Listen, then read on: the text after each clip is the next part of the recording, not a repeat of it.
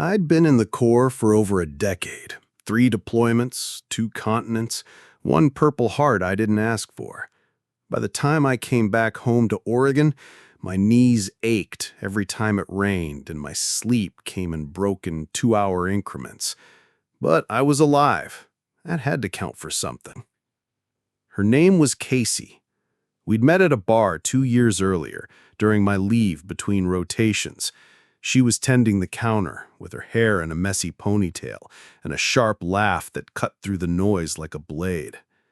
I was there with a couple of guys from my unit, but the moment she threw a bar towel over her shoulder and asked what I was drinking, the rest of the room stopped existing. We started seeing each other that week. Nothing serious at first. Just drinks, late-night drives, fast food under gas station lights. But something about her stuck. She wasn't impressed by my uniform, didn't ask about medals. She liked that I didn't talk much, said it made her feel like she could finally hear her own thoughts. Over time, things got deeper. I stayed at her place more often than mine when I was stateside. She'd joke about how small my duffel was. "You really don't own anything, do you?" I'd shrug and say, "Less to pack when I leave." She cried the night before I redeployed to Iraq. I held her hand until she fell asleep, and when I left at 4 a.m., I didn't wake her, just kissed her temple and whispered, "I'll be back before you know it."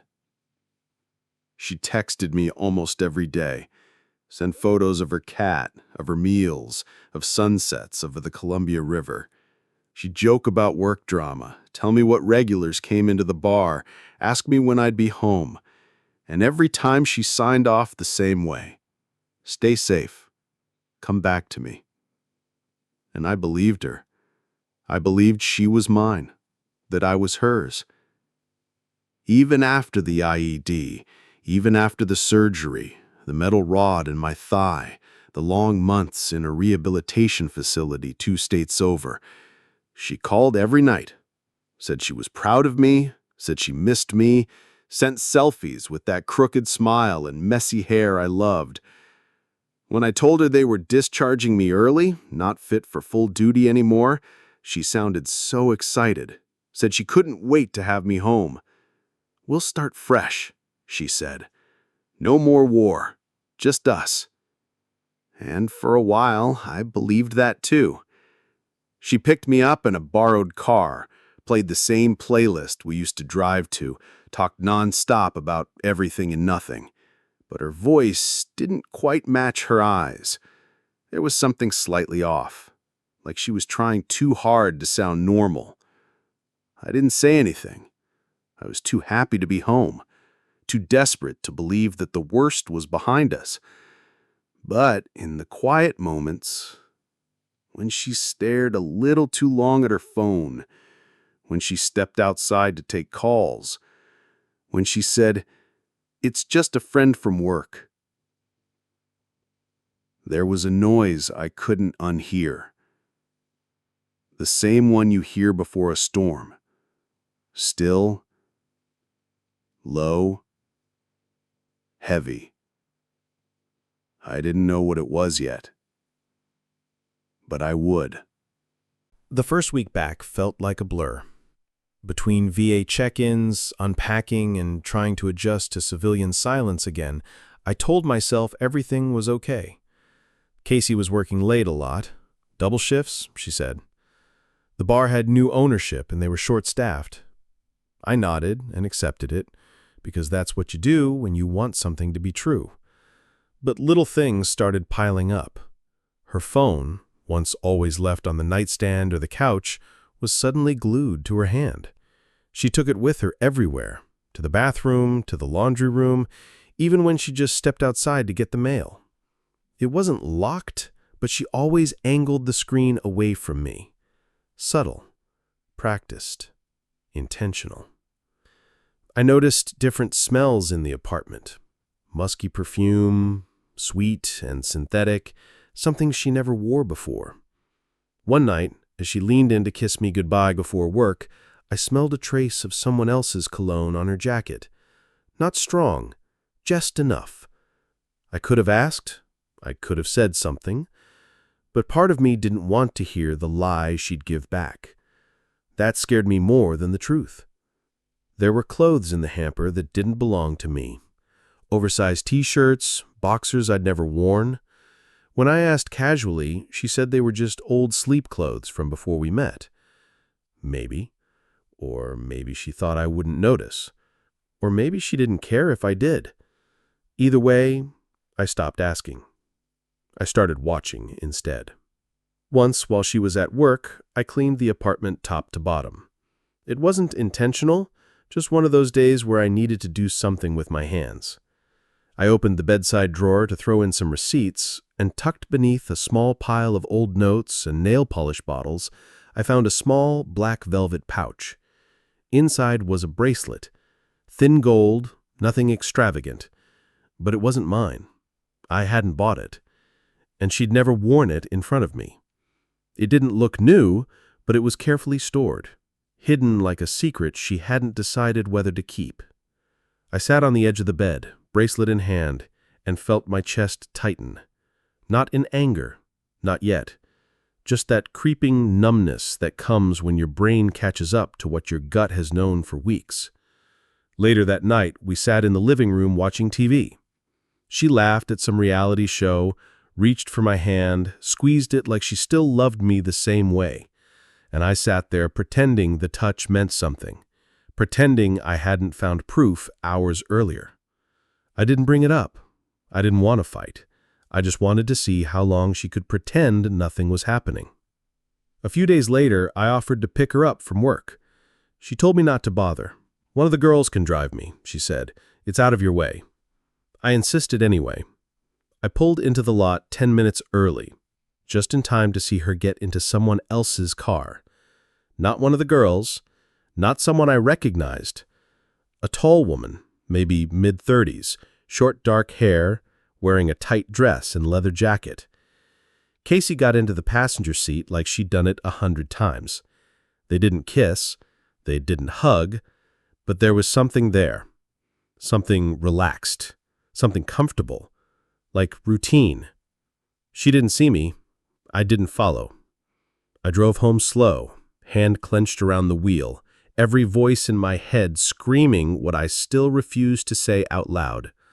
When she got home that night, I didn't ask where she'd been. I just said I'd left the porch light on for her. She smiled and kissed my cheek, smelled like something I couldn't name. I slept on my side of the bed that night, eyes wide open, staring at the ceiling fan turning above me. In Iraq, I'd learned how to stay still in the dark and wait for danger. Funny how those instincts came back. Not in a firefight, but in my own bed, beside the woman who once said she loved me most when I was quiet. It started with a notification. She'd left her tablet open on the coffee table, something she never did. Probably didn't even think about it. She was in the shower, music blasting. I was just walking by. But then it buzzed. It was a message preview from someone named Lex. The text was short, only 2 words. "Tonight? Us?" I stared at it for a second. Not in anger, not even in shock. Just still. The kind of still you get when a sniper's breathing slows before the trigger pull. My thumb hovered. I tapped. No passcode. She'd never set one up on this tablet, must have forgotten, or maybe she didn't think I'd look. What I found wasn't just one conversation. It wasn't just a mistake or a kiss or some flirtation she'd buried in guilt. It was a thread of lives overlapping, bleeding together in weeks, then months, then years. Lex wasn't a man. Lex was a woman. And from the texts, they weren't new. They'd been seeing each other since before I got back, maybe even longer. She called her baby, told her things she hadn't said to me in over a year. She sent photos, some innocent, drinks, club nights, outfits, some not. And Lex sent some back. I felt my throat tighten, a buzzing in my ears. But I didn't stop there. Buried in the messages was another name, Mason, a guy she'd met at a party, then invited to join them once. At first, I didn't understand what I was reading, but the more I scrolled, the clearer it got. This wasn't just cheating. This was a whole double life, a routine, a rotation, a shared, open thing, but not open with me. She spoke of freedom, of how she felt trapped by the military world, how she didn't want to go back to pretending, and worst of all, she never mentioned me by name. I was just him. He doesn't know. He's barely present. He's different now, quieter. Maybe he knows, but he won't say it. I just want to feel alive. She said those words to other people. Strangers, for all I know, about me. I sat there for over an hour, scrolling, reading, going numb. Rage came and went in waves, but what stuck was the hollow, the silence, the realization that while I was in recovery, learning how to bend my leg again, she was building a whole world that didn't include me, except as a placeholder, a prop, a guy in the background she used to love. She came out of the shower humming to herself, towel around her head, like it was just another Tuesday. She looked down at the tablet in my lap and stopped mid-step. We didn't say anything for 5 full seconds. Her face dropped, not in guilt, but in fear, like a kid caught red-handed. "You went through my messages?" she asked, voice already defensive. "No," I said calmly. "Your messages came to me." She didn't say sorry. She didn't cry. She sat across from me on the couch and crossed her arms. "It's not what you think," she tried. "You think I'm stupid?" "No, I think you're angry and hurt, and maybe we should talk when—" "How many?" "What?" "How many?" I repeated, louder now. "How many were there?" She didn't answer, just looked away. And that was the real answer. I stood up, tablet still in my hand, and walked to the bedroom. Packed what little I'd unpacked. My duffel bag was half full in under 5 minutes. I didn't slam anything, didn't scream, just zipped it up. Walked past her as she sat frozen on the couch and headed for the door. "Alex, wait!" I waited. I waited while I healed, while I believed you, while you built your new life on the ashes of mine. Then I left. Out into the night. Not sure where I'd go, only sure that I couldn't stay. The first night I slept in my truck, parked outside a gas station 20 minutes out of town. I didn't have a plan, didn't even pack real clothes, just what was in my duffel. I lay in the driver's seat pushed back, my jacket rolled behind my head, listening to the steady hum of trucks passing by on the highway and the static in my own head. There was no big breakdown, no yelling into the windshield, no punching the dashboard. I just stared at the ceiling of the cab, numb. The kind of numb you don't feel right away, but sinks into your bones slowly, like cold water through a ripped uniform. I thought about going to a buddy's house, but what would I even say? That the woman I almost proposed to was sleeping with both a man and a woman behind my back while I was learning how to bend my knee again? That while I was picturing our first real vacation together, she was building group chats to coordinate secret lives? I didn't want pity. I wanted silence. I wanted space to process what the hell had just happened to my life. By the third night, I checked into a cheap motel off I-84, the kind of place with scratchy sheets and vending machines that only accept coins. It was $39 a night and smelled like bleach and regret. I didn't care. I needed 4 walls and a lock. The woman at the front desk asked how long I'd be staying, and I said I didn't know. She didn't push. I respected that. I sat in that room for hours, not watching TV, not texting anyone, just sitting in the chair by the window with the lights off, watching people come and go in the parking lot. Lovers, families, truckers, strangers, everyone moving with purpose, while I sat still, surrounded by silence and questions I didn't know how to start asking. I tried to figure out when it had started, not the affair, but the rot. Was it before I left? Did I miss the signs? Or did the war change me too much and I came home a man she couldn't love anymore? Was she already like this and I just never saw it? Or did something about my injury, my limp, my quieter voice, my slower body, make her feel like she needed more? More touch, more chaos, more attention. Was it really about sex, or was it control, freedom, a way to feel powerful after years of being the one who waits? I went through our old photos on my phone. Pictures from her birthday, blurry selfies in the kitchen, my arm around her waist while she wore that oversized hoodie of mine, the one she always stole. I stared at her face in those photos, trying to find the lie. Her eyes looked soft. Her smile looked real. So was it all fake? Or did she mean it once and just stopped? One night I opened the notebook I kept in my duffel, the one I used to track therapy notes during rehab. I flipped past diagrams of muscles and scar tissue and exercises for balance and wrote, "I lost her while learning to walk again." Then I wrote it again and again, until the ink bled through the paper, until the sentence lost its shape, until the page looked like the inside of my head. The worst part wasn't the betrayal. It was how easily she'd lived both lives, how normal it had all felt to her, how practiced she was at switching roles. She kissed me like she meant it, laughed at my jokes, brought me coffee in bed, all while texting her girlfriend under the covers, all while inviting another man into her world without hesitation.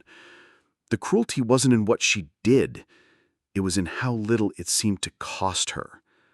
I thought about going back, not to talk, but just to look her in the eyes and ask, "Did you ever really love me?" But I didn't, because I was terrified of the answer. Terrified that maybe she'd hesitate, or worse, say no without blinking. I didn't come back. I didn't write. I didn't call. I didn't reach out to mutual friends. Didn't post anything about the betrayal. Didn't try to gather pity or anger around me. I just disappeared. Like an operation that got canceled. Like a photo where they cut you out. For a month, I lived in a motel. Then I found a room in a house owned by an older veteran who was renting it out through an ad. He didn't ask why I was homeless. He just said, "You pay rent on time, we'll get along fine." And that was enough. I started working at a local auto parts store, not because I dreamed of it, just because I needed something. Busy hands meant fewer wandering thoughts. People remembered my face because of the scar on my neck and my limp, but they didn't ask personal questions. I didn't offer any. At night, I came home, brewed coffee even at 8 in the evening because I couldn't sleep, and just sat in the dark. Sometimes I wrote, sometimes I didn't. Casey vanished from my phone. I deleted everything. Photos, chats, the number. Not because it helped. I was just tired of looking at the screen and asking myself, what if she texts? I didn't want her to text. I was just more afraid of her silence than her words. Once, I saw her, by accident, in the grocery store. She wasn't alone. She was with a woman. Not Lex, someone else. They were laughing. She held her hand like she once held mine. I stood in the aisle between frozen pizzas and boxes of kids' cereal, watching her live. She didn't hide. She wasn't nervous. She was just living. She didn't see me. I could have gone to her, but I didn't, because I realized I wasn't real to her anymore. I was a shadow, a past that had been erased.